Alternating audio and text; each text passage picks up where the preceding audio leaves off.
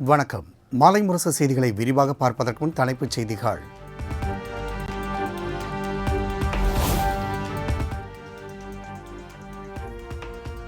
கள்ளச்சாராய விவகாரத்தில் தமிழக அரசு வெளிப்படைத்தன்மையுடன் செயல்படுவதால் சிபிஐ விசாரணை தேவையில்லை என அமைச்சர் ரகுபதி பேட்டி.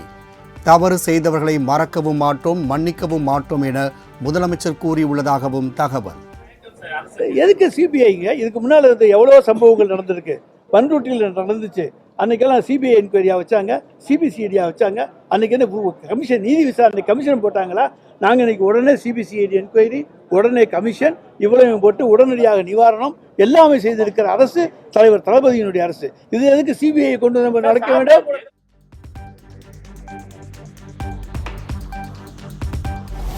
கள்ளச்சாராய விவகாரத்தில் ராமதாசும் அன்புமணியும் அவதூறுகளை பரப்பி வருவதாக திமுக எம்எல்ஏக்கள் வசந்தம் கார்த்திகேயன், உதயசூரியன் குற்றச்சாட்டு. தங்கள் மீது வைத்த குற்றச்சாட்டை நிரூபித்தால் பொது வாழ்வில் இருந்து விலக தயார் என சவால். தாங்க முடியாம சாவு வீட்டில் போய் அவங்கள விசாரிக்கணும். இல்லை நீ டாக்டரா இருக்கிறீங்க, அதுக்கு என்ன மருத்துவம் செய்யலாம் அப்படிங்கிறத விட்டுட்டு அங்கே போய் அரசியல் ஆதாயம், எளிமையான அரசியல் ஆதாயம் தருது என்ன நியாயம்?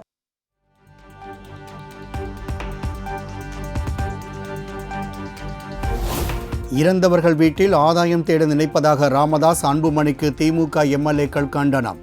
தங்கள் மீது அவதூறு பரப்பியதற்காக மான நஷ்ட வழக்கு தொடர உள்ளதாகவும் பேட்டி.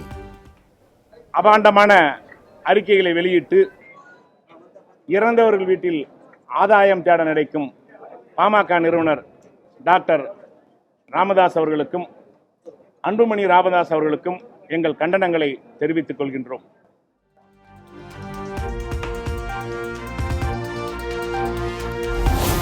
கள்ளக்குறிச்சி விசச்சாராயம் தொடர்பாக மாதேஷிடம் 2வது நாளாக தொடர் விசாரணை. தின்னர் போன்ற போலி பில் மூலமாக 1000 லிட்டர் மெத்தனாலை வாங்கி விற்பனை செய்ததாக அதிர்ச்சி தகவல்.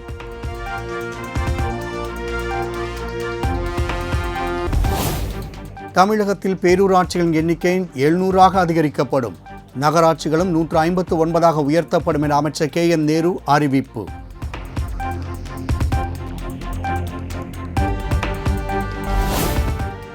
கருப்பு சட்டை அணிந்து வந்த அதிமுக உறுப்பினர்கள் சட்டப்பேரவையிலிருந்து வெளிநடப்பு. சட்டம் ஒழுங்கு பிரச்சனை குறித்து பேச அனுமதிக்காததால் வெளிநடப்பு செய்ததாக கோஷம்.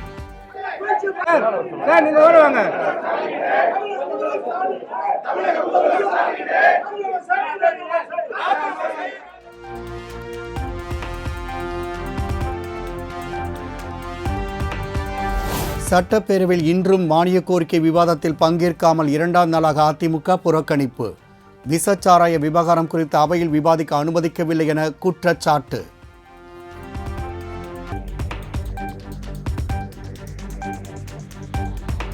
அதிமுக சட்டமன்ற உறுப்பினர்கள் மீண்டும் இதுபோன்ற நடவடிக்கையில் ஈடுபட்டால் கடும் நடவடிக்கை எடுக்கப்படும். சபாநாயகர் அப்பாவு எச்சரிக்கை.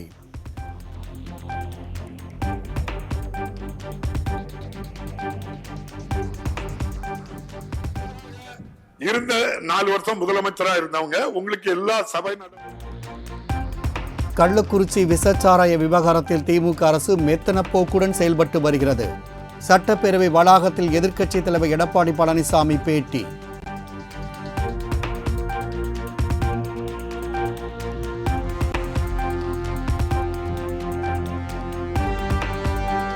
பொது வாழ்வில் இணைந்துள்ள விஜய் பூரண நலனுடன் மக்கள் சேவை புரிய வேண்டும் என எடப்பாடி பழனிசாமி பிறந்தநாள் வாழ்த்து. மக்கள் பணியில் தம்மை ஈடுபடுத்தி வெற்றி கொள்ள முனைந்துள்ள அன்பு தம்பி விஜய்க்கு வாழ்த்து என சீமான் எக்ஸ் தளத்தில் பதிவு.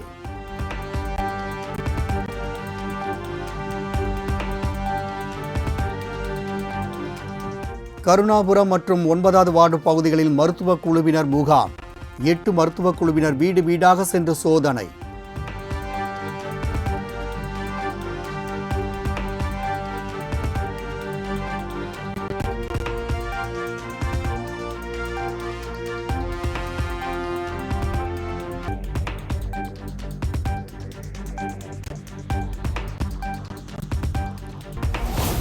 கள்ளக்குறிச்சி, திருவண்ணாமலை உள்ளிட்ட 8 மாவட்டங்களில் 3 நாள்களில் 876 சாராய வியாபாரிகள் கைது. 4657 லிட்டர் சாராயம் அளிக்கப்பட்ட நிலையில் கைது நடவடிக்கை தொடரும் என காவல்துறை அறிவிப்பு.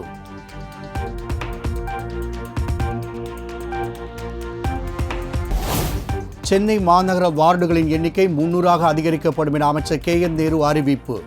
ரிப்பன் மாளிகையில் 75 கோடி ரூபாயில் புதிய மாமன்ற கூட்டம் கட்டப்படும் என்றும் தகவல்.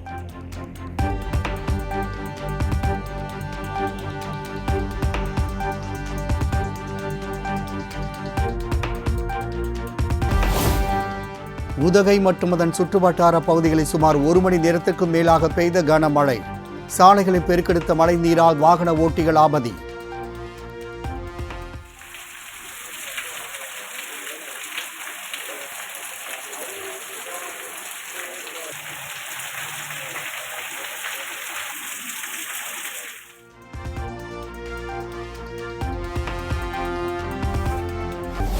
போக்குவரத்து நெரிசலை குறைக்கும் வகையில் தாம்பரத்தில் உள்ள முக்கிய சாலைகளின் நடைபாதை ஆக்கிரமிப்புகள் அகற்றம். கடைகளில் இருந்த பொருட்களை எடுக்க விடாமல் நொறுக்கியதால் வியாபாரிகள் கண்ணீர் விட்டு கதறல்.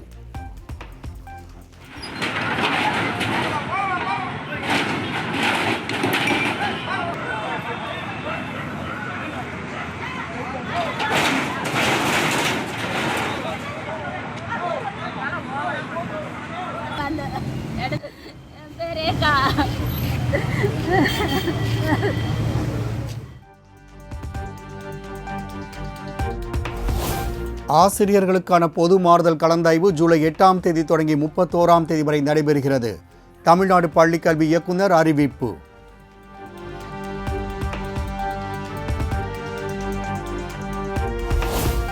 மணல் கடத்தலுக்கு ஆதரவாக இருந்த கொள்ளிடம் காவல் நிலைய போலீசார் 21 பேர் ஆயுதப்படைக்கு அதிரடி மாற்றம். திருச்சி மாவட்ட காவல் கண்காணிப்பாளர் வருண்குமார் அதிரடி நடவடிக்கை.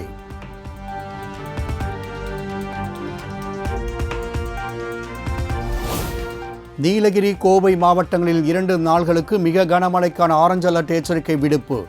திண்டுக்கல், தேனி, தென்காசி, கன்னியாகுமரி உள்ளிட்ட 6 மாவட்டங்களில் கனமழை பெய்யக்கூடும் என்றும் சென்னை வானிலை ஆய்வு மையம் தகவல்.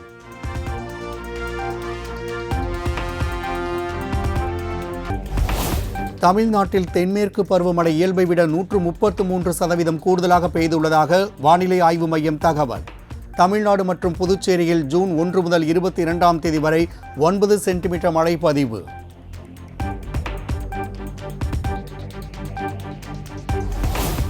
டெல்லியில் வங்கதேச பிரதமர் ஷேக் ஹசீனாவை புன்சிரிப்புடன் வரவேற்ற பிரதமர் நரேந்திர மோடி. இரு நாட்டு பாதுகாப்பு உள்ளிட்ட முக்கிய ஒப்பந்தங்கள் கையெழுத்தாக வாய்ப்பு.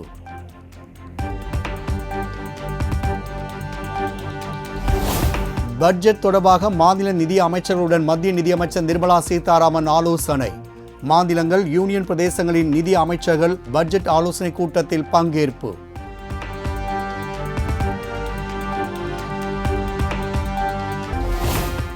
அதிவேகத்தில் சீறிப்பாயும் நடிகர் அஜித்குமாரின் ரேஸ் கார் சமூக வலைதளங்களில் வைரலாக பரவும் வீடியோ.